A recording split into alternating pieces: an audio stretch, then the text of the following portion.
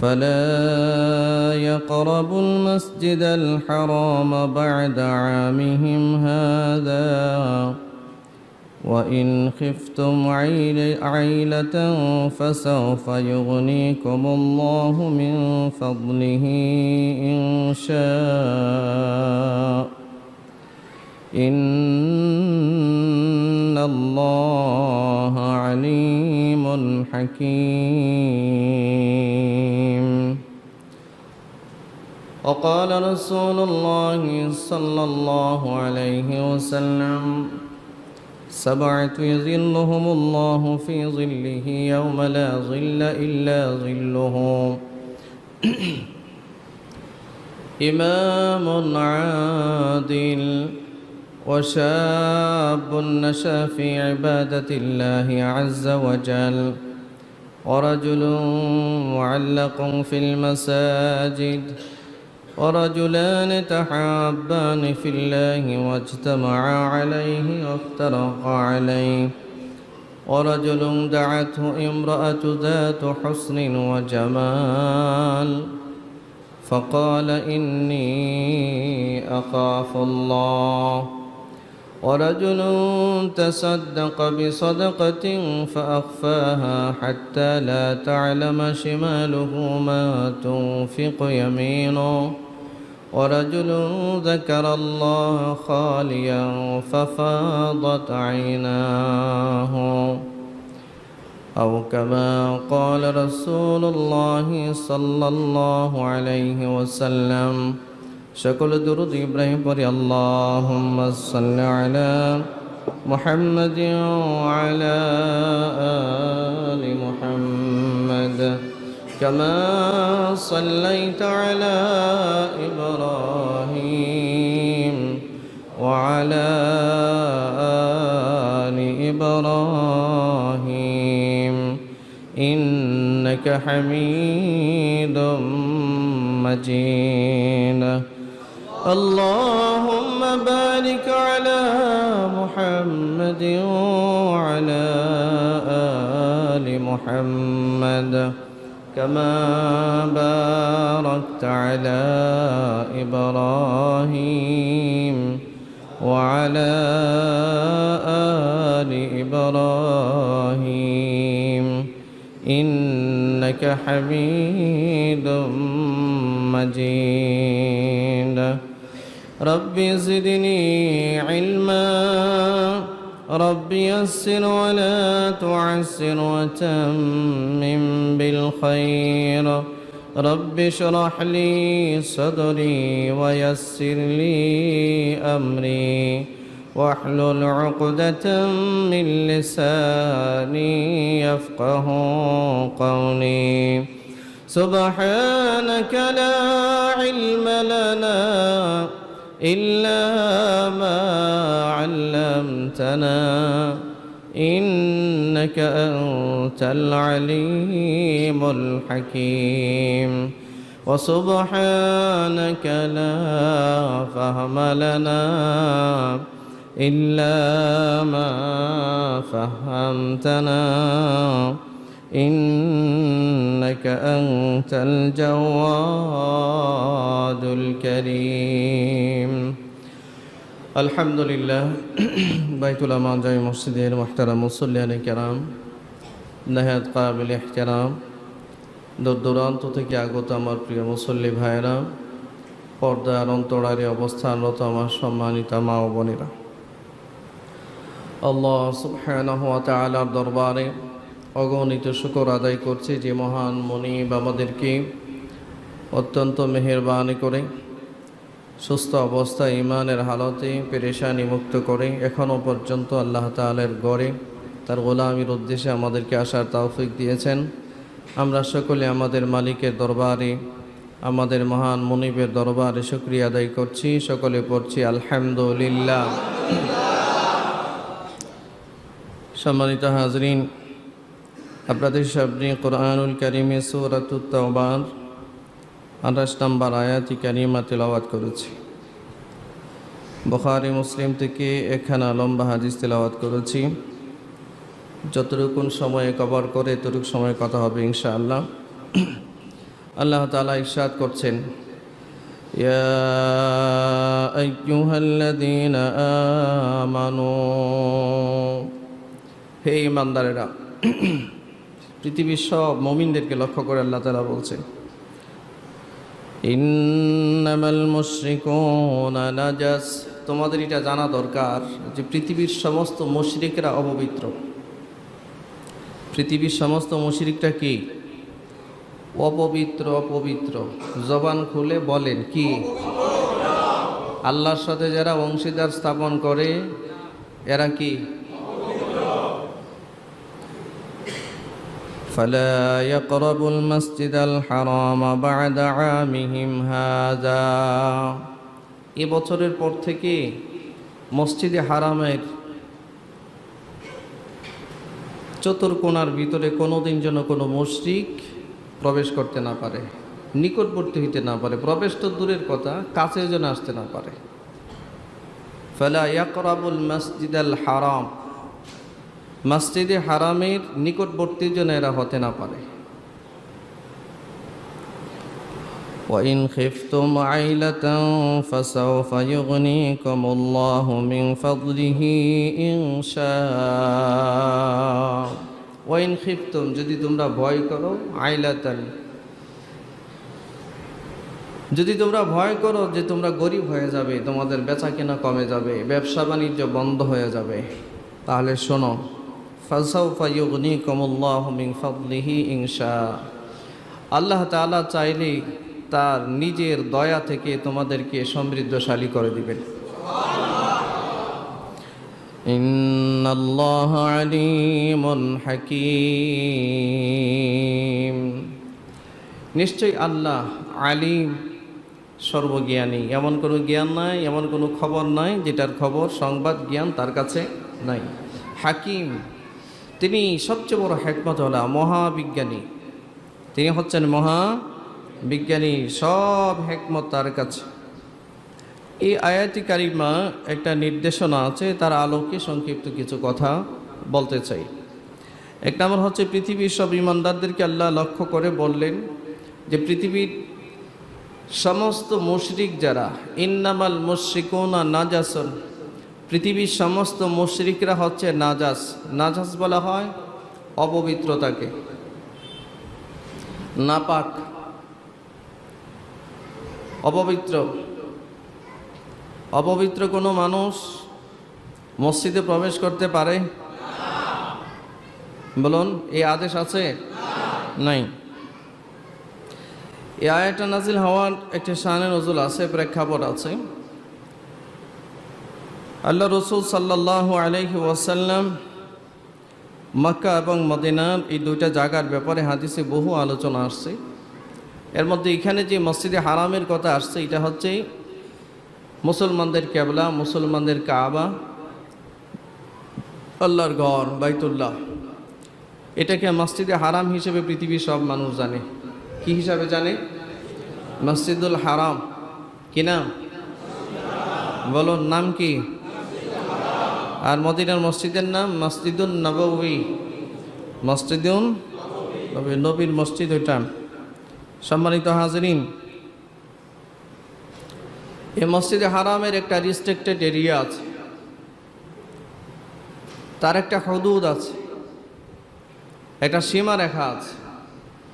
আপনারা যারা হজের সফরে গিয়েছেন, মক্কা গেট নামে একটা গেটের সাথে সাক্ষাৎ হয়েছে আপনাদের, হয়তো জেদ্দা থেকে যাওয়ার সময় আপনারা এটা লক্ষ্য করেছেন। তারপরে এই হারাম অঞ্চলে, এটা মক্কার চতুর্দিকে বেশ কিছু বর্গমাইল এলাকা নিয়ে যে এলাকাটাকে হারাম হিসেবে ঘোষণা করা হয়েছে।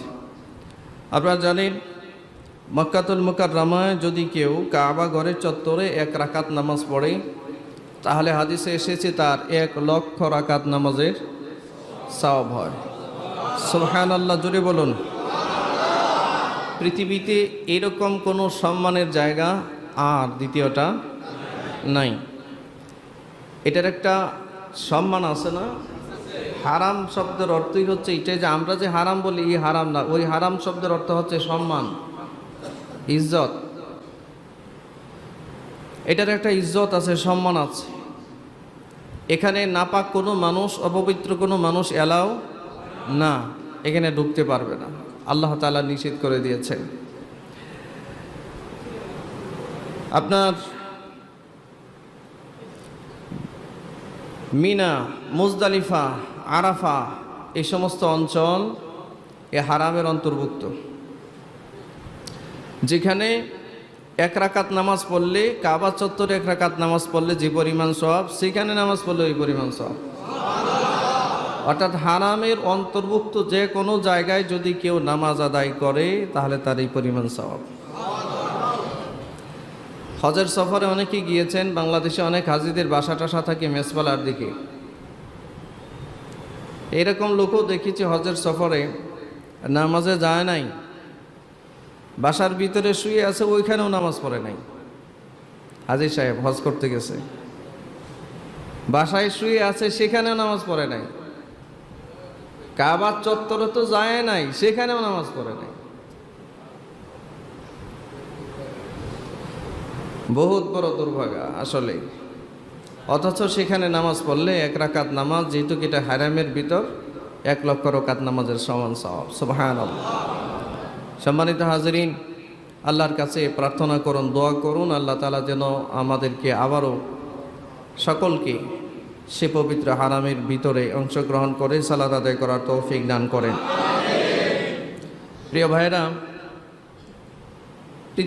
বর্তমান পৃথিবীতে প্রায় 200 কোটি মানুষ মুসলমান। ইমানের দৌলতে তারা ধন্য হয়েছে।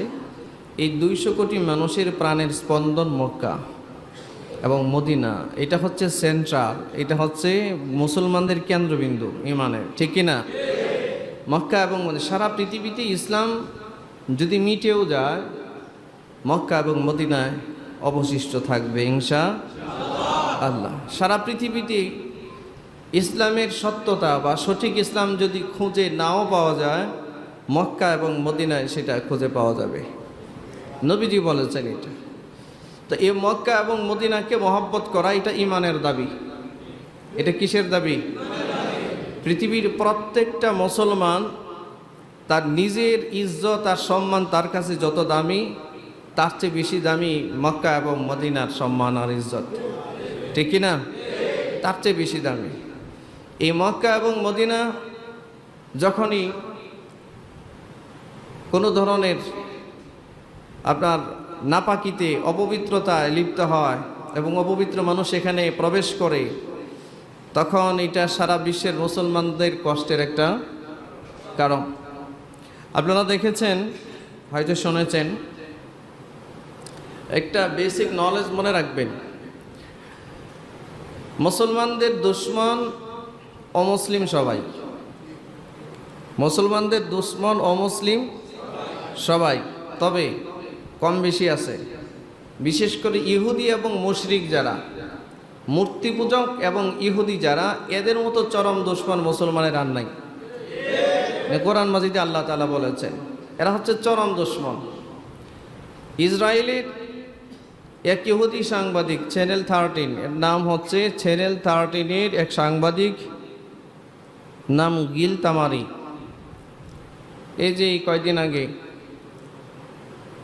আমেরিকার প্রেসিডেন্ট সৌদি আরব সফর করছে, জো বাইডেন, তার সংবাদ কভার করার জন্য 3 জন ইহুদি সাংবাদিককে সেখানে অ্যালাউ করা হয়েছিল। এর মধ্যে গিল তামারি একজন।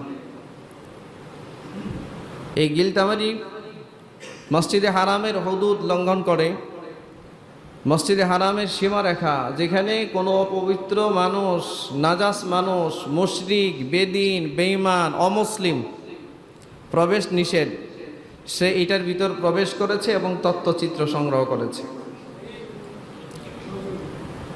এবং আপনার মসজিদে হারামের পাশে ঘুরেছে, মিনায়, মুজদালিফায়, আরাফায়, জাবালে রহমতে, যেখানে নবীজি বিদায় হজের ভাষণ দিয়েছেন, সেখানে গিয়ে সংবাদ সে নিজে সংগ্রহ করেছে।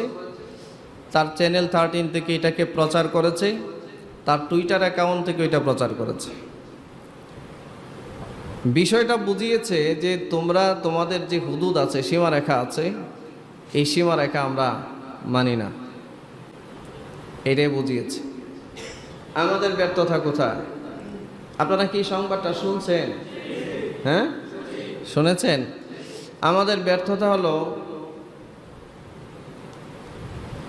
মুসলমানরা তার নিজের ইতিহাস, ঐতিহ্য এবং আত্মসম্মান বোধ হারিয়ে ফেলতেছে। এই কারণেই এইরকম ইহুদিরা, মুশরিকরা হারামের সীমারেখা লঙ্ঘন করার দুঃসাহস দেখাচ্ছে, ঠিক না? আমরা তো কিছু বলতেও পারি না, সমস্যা,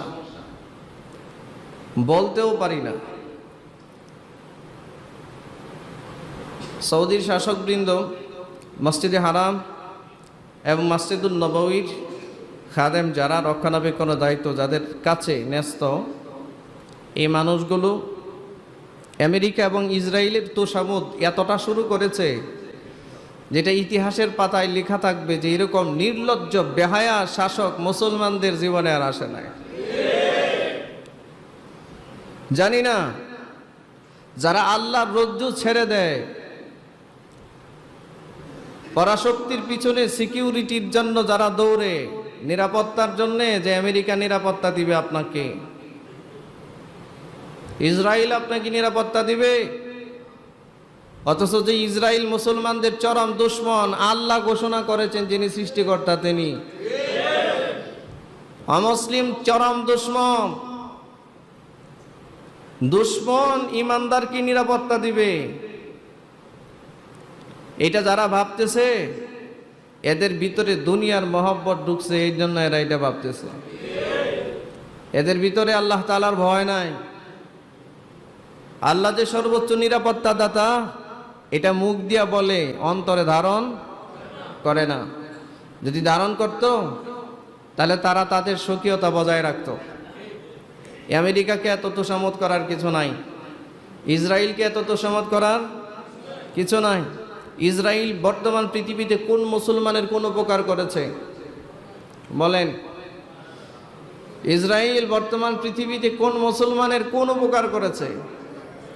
বরঞ্চ বছরের পর বছর, যুগের পর যুগ মুসলমানদেরকে বাস্তুচ্যুত করতেছে, ঠিক না? বাড়িঘর দখল করতেছে ফিলিস্তিনে, হাজার হাজার মা বোন, হাজার হাজার মুসলমান শহীদ হচ্ছে, নিজেদের ভিটে মাটি ছাড়তে বাধ্য হচ্ছে। শত্রুকে কেউ যখন বন্ধু বানায়, তখন আপনার ধ্বংসের জন্য প্রস্তুত থাকতে হয়। পরিস্থিতি এমনই হচ্ছে, এমনই হবে। পৃথিবীর কেউ মুখ খোলে না, আমাদের দেশের আলেমরা কিছু বলে না, ওই দেশেও যারা আছে ওই সমস্ত আলেমরা কিছু বলে না। দাম বাবার হাম্মামের মধ্যে বসে বসে শুধু খালি ফতুয়া আর ফতুয়া, শুধু ফতুয়া, যে মসজিদের ভিতরে ঢুকে কাবলাল জুমা বলতে কোনো নামাজ নাই, এই নামাজ নাই, ওই নামাজ নাই, এইটা নাই, সেটা নাই, শুধু নাই আর নাই, ঠিক না? একজন জিন্দিক, আকীদার দিক থেকে একজন জিন্দিক ব্যক্তি আরাফার ময়দানে মসজিদে নামিরাতে লক্ষ লক্ষ হাজিদের সামনে খুতবা দেয়, এই ব্যাপারে কোনো বক্তব্য? যে ইন্টারফেইথের মতো কুফরি আকীদা পোষণ করে, তার ব্যাপারে কোনো বক্তব্য নাই। আমাদের দেশের এই সমস্ত শায়েখদের জন্য দোয়া করা ছাড়া, হেদায়েতের দোয়া করা ছাড়া আর কোনো রাস্তা আমাদের নাই, ঠিক না? কথা বলা উচিত, কথা বলার দরকার। যে মসজিদে হারামের সম্মান রক্ষা করা, এটা শুধু এদের দায়িত্ব না, এটা 200 কোটি মুসলমানের দায়িত্ব।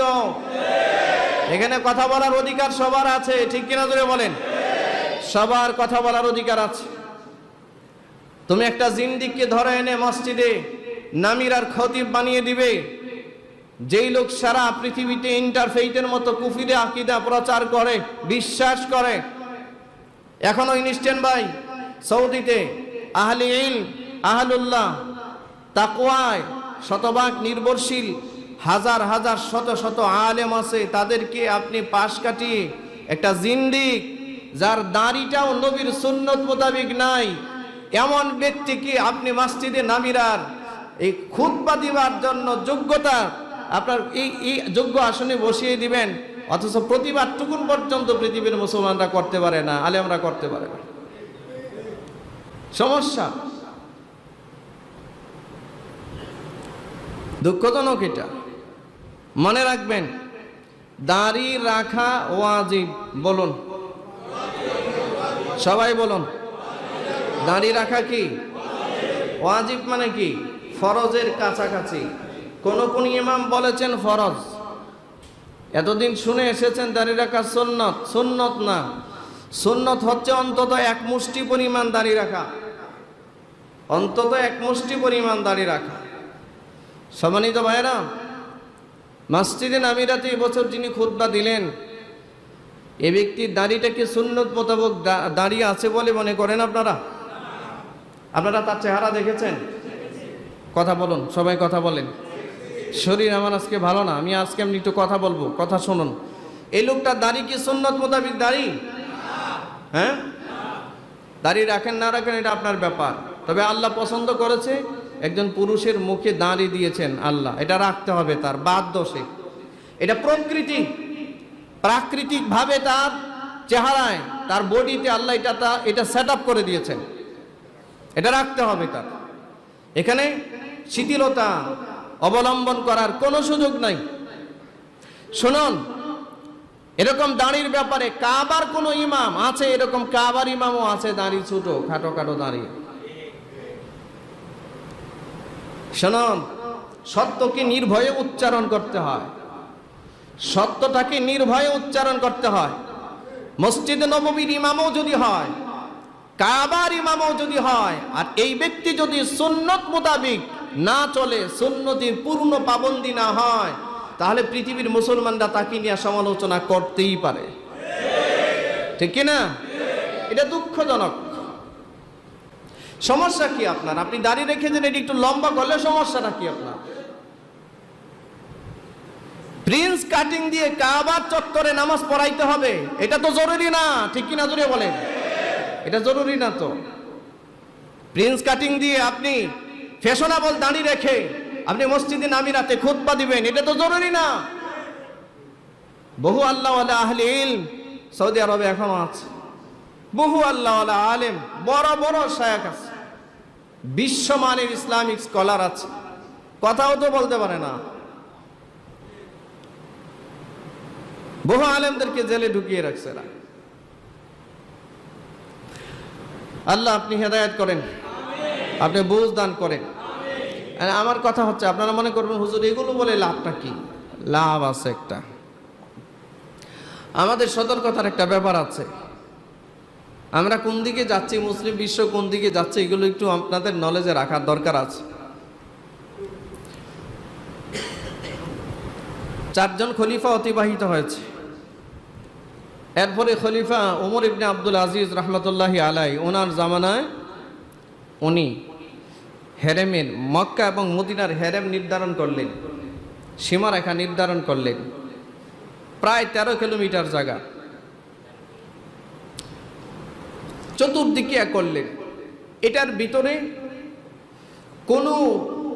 কোনো রকমের কোনো অমুসলিম অনুপ্রবেশ করা সম্পূর্ণভাবে নিষেধ করা হয়েছে। গেটের মধ্যে লেখা আছে, গেটে লেখা আছে যে কোনো নন মুসলিম এখানে ঢুকতে পারবে না, এন্ট্রি করতে পারবে না, এটার মধ্যে ঢুকতে পারবে না, সে লেখা আছে।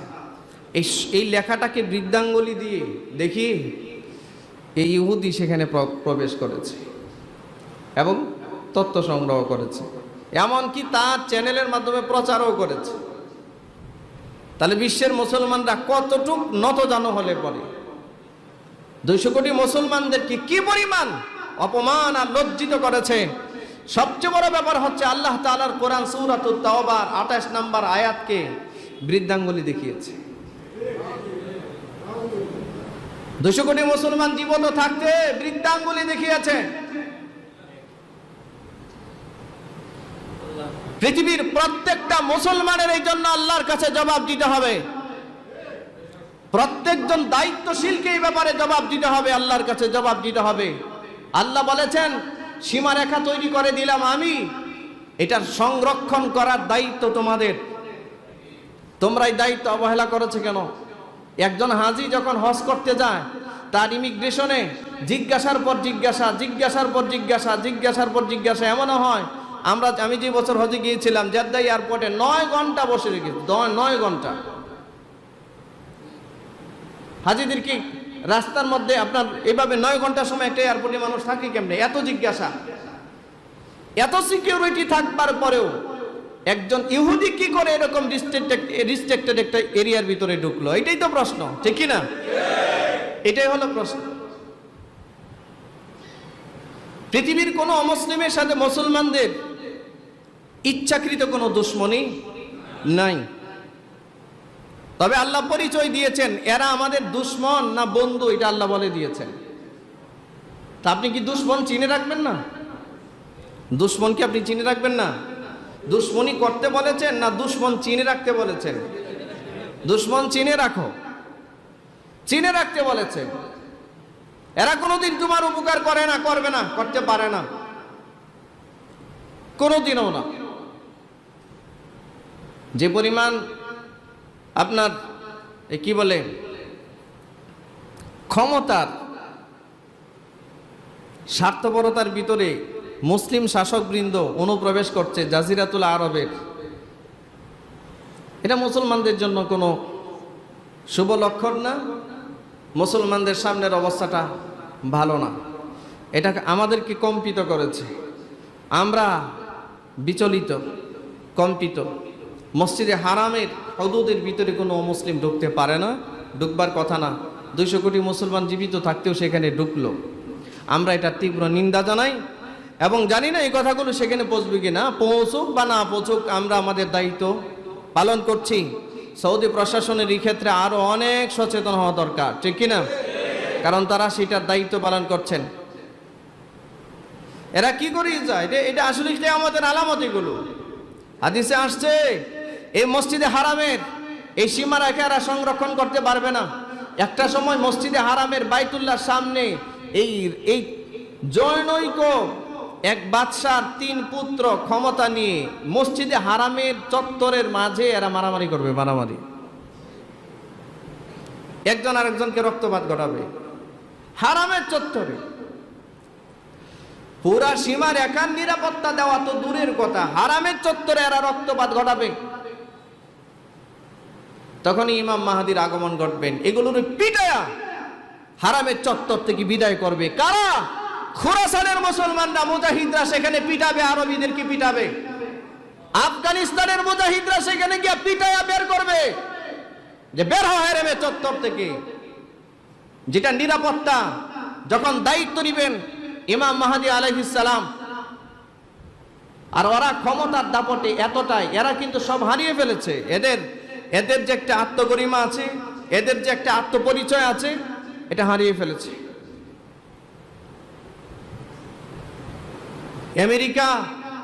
আমেরিকার কাছে কিভাবে নতজানু হচ্ছে দেখেন। আল্লাহকে তো মনে হয় এত ভয় করে না এরা, এদের অবস্থা তো এরকম। এই কথাগুলো বললে অনেকে আবার আমাকে বলে যে আমি কি এই শিয়াদের পক্ষে কথা বলি কিনা, শিয়াদের পক্ষে কথা বলবো কেন?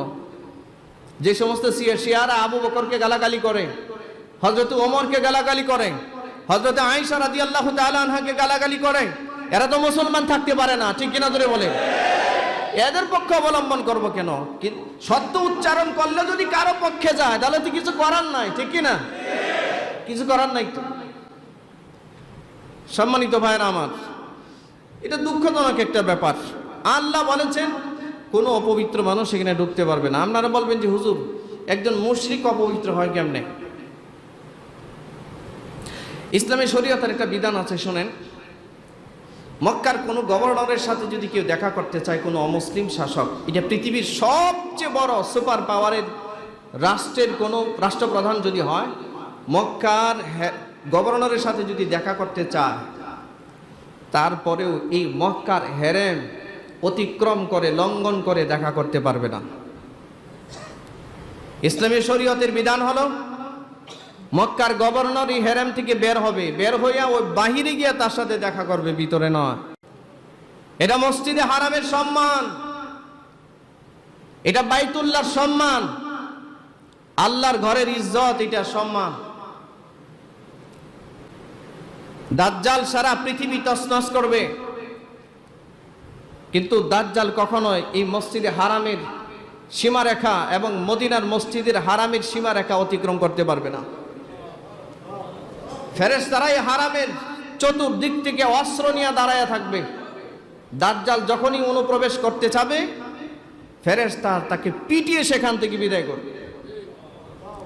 দাজ্জাল সেখানে ঢুকতে পারবে না। আচ্ছা বলুন, এমন একটা রেস্ট্রিক্টেড এরিয়া, যেই এলাকাটাকে আল্লাহ এতটা সম্মান দিলেন, তাহলে এখানে কি মুসলমানদের দায়িত্ব নাই? মুসলমানদের দায়িত্ব নাই? আমাদের মসজিদে এখানে এটার সম্মান রক্ষা করা, ইজ্জত রক্ষা করে কি এটা আমাদের দায়িত্ব নয়? হ্যাঁ, এটা কি আমাদের দায়িত্ব নয়? আমরা কি আমাদের মসজিদ অপমানিত হোক, লাঞ্ছিত হোক কোনো অমুসলিমের কাছে, এটা কে বরদাস্ত করবে? কে বরদাস্ত করবে? এরা এত দামি দামি পোশাক পরে, দামি দামি পারফিউম ইউজ করে, পৃথিবীর কাফের সম্প্রদায়, এরা অপবিত্র কিভাবে? একটা প্রশ্ন থাকতে পারে। শোনেন, অপবিত্রতার অনেকগুলো ধরন আছে। এক নাম্বার হচ্ছে যার মন অপবিত্র, যার হৃদয় অপবিত্র, এ হচ্ছে সর্বোচ্চ মানের অপবিত্র। কাফেররা এই দোষে দোষী। চেহারা সুন্দর, সব ঠিকঠাক আছে, কিন্তু কাফেরদের ভিতরে এটা নাপাক। কেন নাপাক? কারণ তারা তাদের সৃষ্টিকর্তাকে স্বীকার করে না, তারা তাদের স্রষ্টাকে স্বীকার করে না। স্বীকার করলেও স্রষ্টার সাথে অংশীদার স্থাপন করে, শিরিক করে, মূর্তি পূজা, বাঁশ পূজা, গাছ পূজা, মাছ পূজা, সাপ পূজা, তারপরে চন্দ্র পূজা, সূর্য পূজা, আগুন পূজা, পাথর পূজা, দুনিয়ার পূজা, এগুলোর সাথে আল্লাহর তাওহীদ যায় না। এই জন্য এদের হৃদয় অপবিত্র। আল্লাহ বলেন, এক হচ্ছে এদের ভিতর অপবিত্র, এরা নাপাক। দুই নাম্বার, জানাবাত থেকে, অপবিত্রতা থেকে কিভাবে পবিত্রতা হাসিল করতে হয় এই পদ্ধতি এদের জানা নাই। একটা মানুষের উপরে যদি গোসল ফরজ হয়, এই ফরজ গোসল কি করে করতে হয় এটা এই মুশরিকদের জানা। অপবিত্রতা থেকে কিভাবে পবিত্র হতে হয় এটা জানা নাই।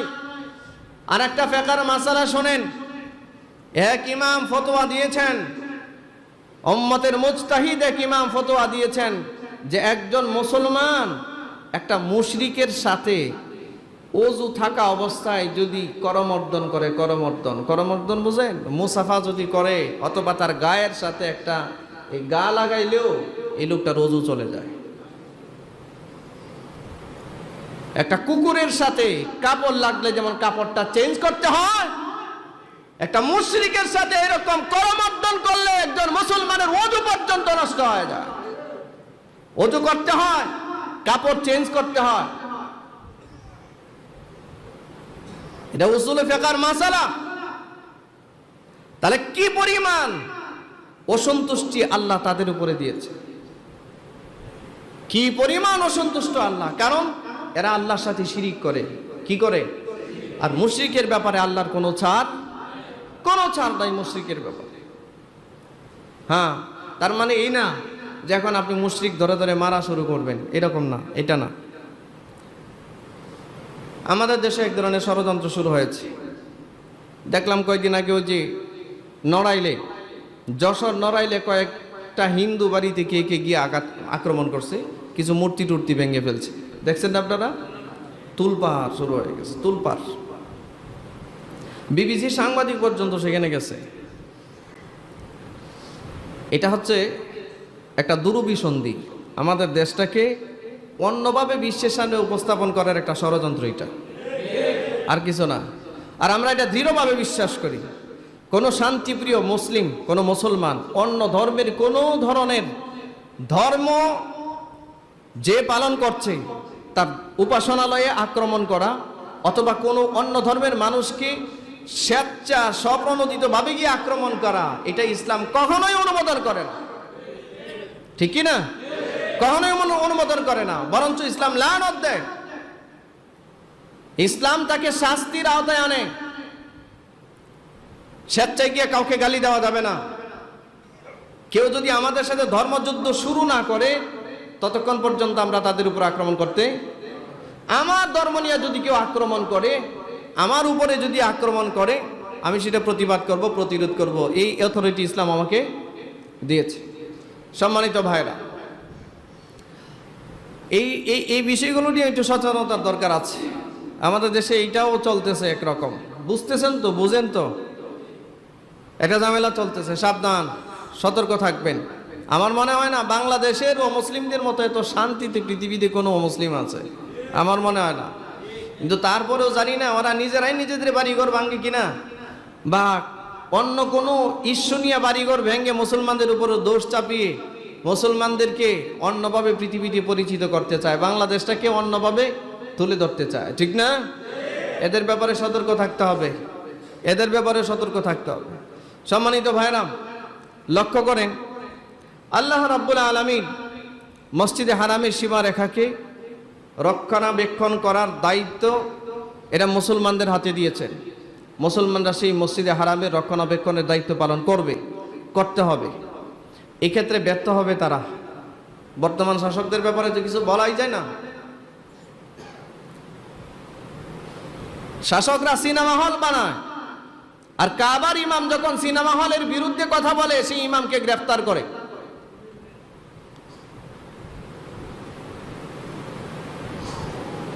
মসজিদে হারামের ইমাম শেখ সালেহ আত-তালিব, যিনি মসজিদের নামিরাতে আরাফার ময়দানে লক্ষ লক্ষ হাজিদের সামনে খুতবা দিয়েছিলেন, তিনি হেরেমের চত্বরে একবার বলেছিলেন যে যারা সিনেমা হল তৈরি করে, যারা মুসলমানদের তাহজিব তামাদ্দুন ধ্বংস করছে, এদের সঙ্গ পরিহার করো। এটাই তার অপরাধ ছিল। ডক্টর মুসার মতো বিশ্ববিখ্যাত ইসলামিক স্কলার গৃহবন্দী, কথা বলতে পারে না।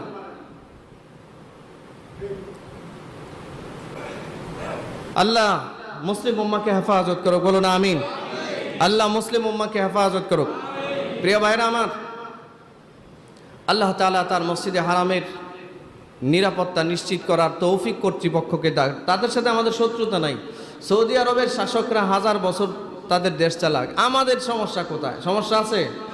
আমাদের কথা হচ্ছে মুসলিম হিসেবে যেহেতু আপনারা মসজিদে হারামের দায়িত্ববান নিয়েছেন, মসজিদ নববীর দায়িত্ববান নিয়েছেন, এটা আপনাদের পৈতৃক কোনো সম্পত্তি না, বাপ দাদার কোনো সম্পত্তি না, এটা ঠিক না? এটা সারা পৃথিবীর মুসলমানদের একটা কেন্দ্রবিন্দু, এটা ইমানের ক্যান্টনমেন্ট। ক্যান্টনমেন্টে যেমন একটা রাষ্ট্রের সব মানুষের প্রবেশাধিকার থাকে না, মক্কা এবং মদিনার রেস্ট্রিক্টেড এরিয়ার ভিতরে পৃথিবীর সব মানুষের অনুপ্রবেশ থাকে না, অনুমতি থাকে না। এই কারণে এই অমুসলিমরা মসজিদে হারামের রেস্ট্রিক্টেড এরিয়ার ভিতরে প্রবেশ করতে পারে না, নিষেধ। এটা শুধু মুসলমানদের ক্ষেত্রে কেন, আপনি ভ্যাটিকান সিটিতে যান, খ্রিস্টানদের যে মূল কেন্দ্র যেটা, সেখানে যান, আপনার জন্য দরজা খোলা না। হিন্দুদের কিছু উপাসনালয় আছে, ইচ্ছা করলে কোনো মুসলমান সেখানে ঢুকতে পারবে না। বিভিন্ন ধর্মের নির্দিষ্ট কিছু জায়গা আছে, সেখানে ঢোকা যায় না।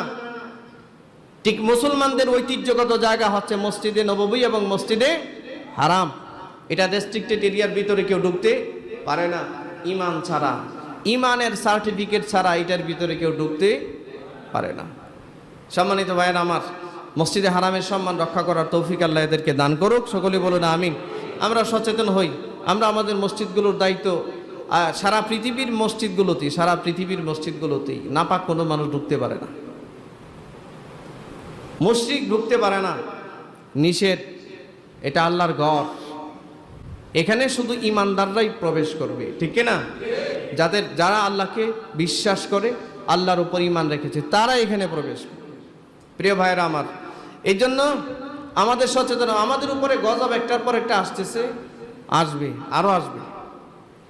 দেখেন, ঠান্ডা হওয়ার সময় তখন ঠান্ডা নাই, গরম হওয়ার সময় তখন গরম নাই। এগুলো মুসিবত না?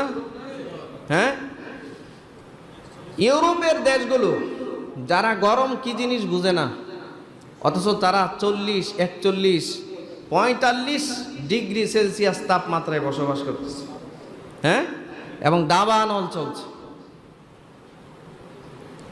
আমি বুঝি না মুসলমানদের নিরাপত্তা ওরা কি দিবে? ওরা তো নিজেদেরকে আল্লাহর আযাব থেকে বাঁচাইতে পারবে না, নিজেদেরকে তো রক্ষা করতে পারবে না।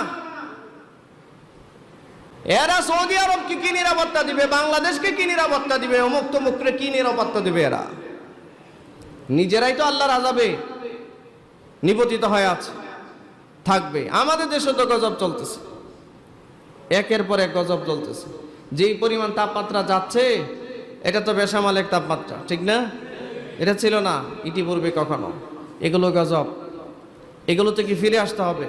একের পর এক মহামারী গোটা পৃথিবী ছেয়ে যাচ্ছে। সারা পৃথিবীতে একের পর এক মানুষ মহা মুসিবতে পড়তেছে, মুসিবতে পড়বে, মুসিবতে পড়তেছে, মুসিবতে পড়বে।